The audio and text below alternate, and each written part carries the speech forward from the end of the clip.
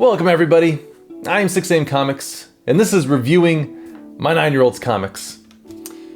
We're going to take a trip down memory lane today with a comic book that predates the creation of not only Worldwide Comics, but also the infamous Nolan Club comics. That's right, we are entering the primordial ooze of Nolan's comic book empire with an incredibly rare and mostly forgotten tale, known only to a select few, as Paperman and the Sinister Scissors of Doom.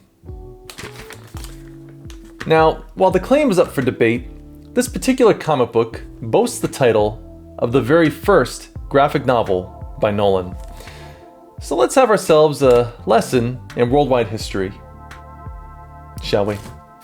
Beginning with the overall presentation, I mean, look, it's an old comic and clearly has not been preserved all that well.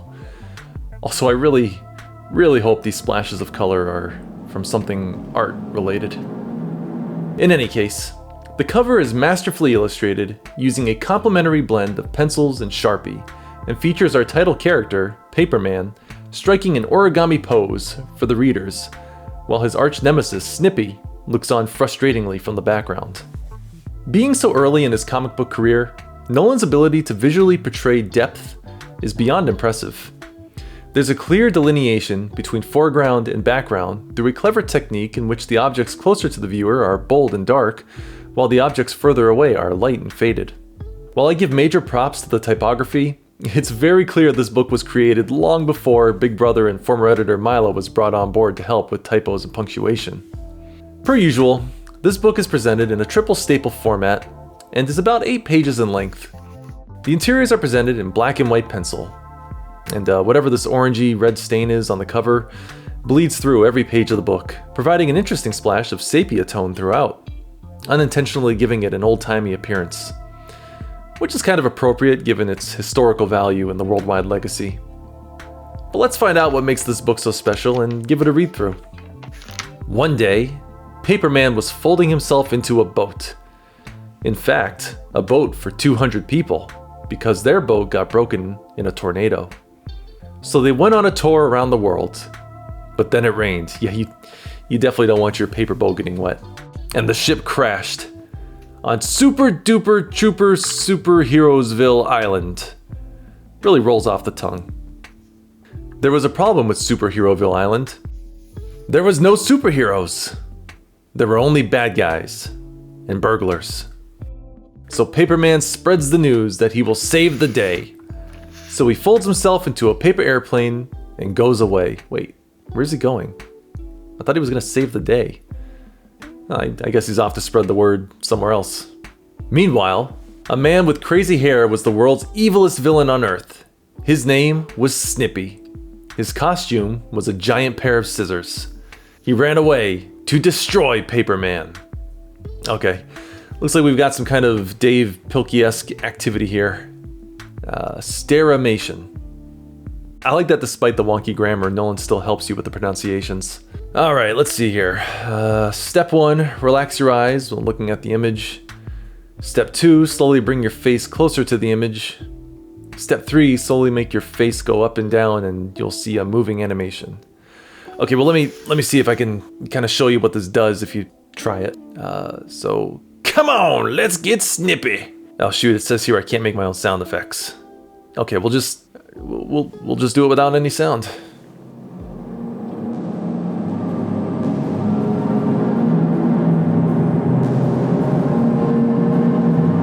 Okay, let's move on.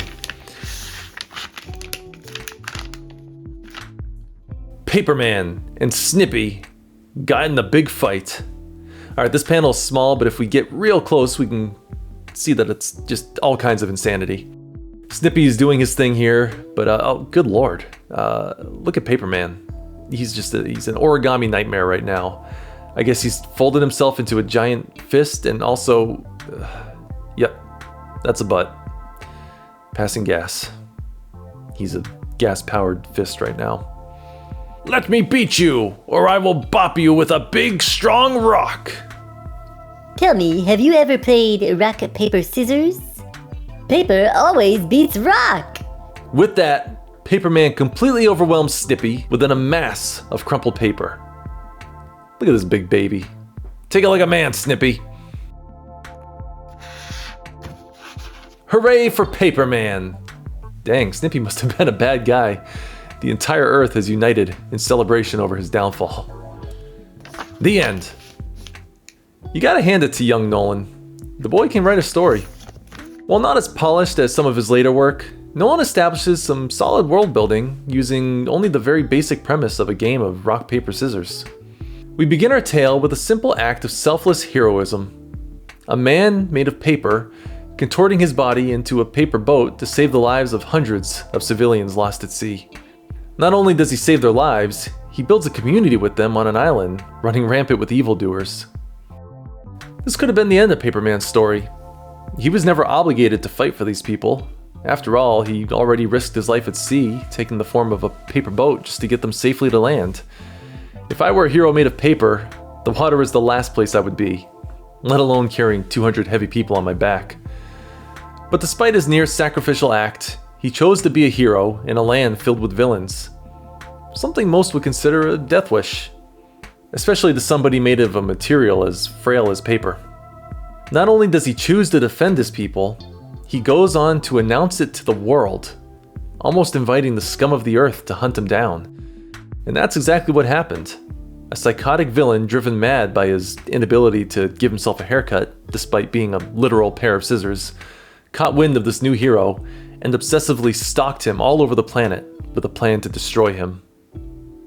What was it about Paperman that drove the evilest villain on the entire planet Earth to target him? Surely there were far more powerful superheroes than a man made of paper. This leaves us with only two realistic explanations. Either A, Snippy had already rid the Earth of heroes, or B, Paperman is in fact the first hero ever. I find it hard to believe that a world full of heroes was conquered by a man in a scissor costume, so it really leaves B as the only logical explanation. With the exception of only a few, most of Nolan's creations exist in a shared universe. Yet we never hear mention of Paperman or Snippy in crossover events such as Worldwide War. It kind of makes you wonder if perhaps Paperman and the Sinister Scissors of Doom is in a way an origin tale for the dawn of the worldwide universe. A land without heroes, ruled by evil men who are underpowered by modern standards, yet forces to be reckoned with in a more primitive time period. If you break it down, Paperman is the personification of Silver Age heroism, doing good out of a sense of duty to his fellow man, classic bravery and optimism without the stench of blurred lines or anti-heroes.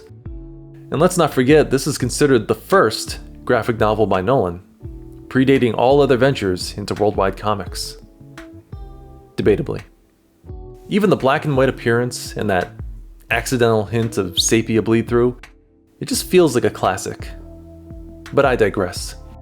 Earlier I mentioned how this comic story was built on the premise of rock, paper, scissors.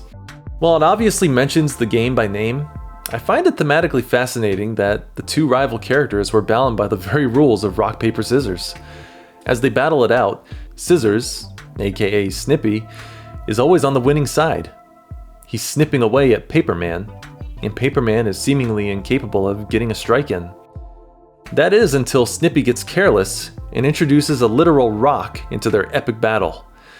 It isn't until Snippy chooses to ignore his scissor nature and represent rock that Paperman is able to strike his winning blow, because as we all know, paper beats rock.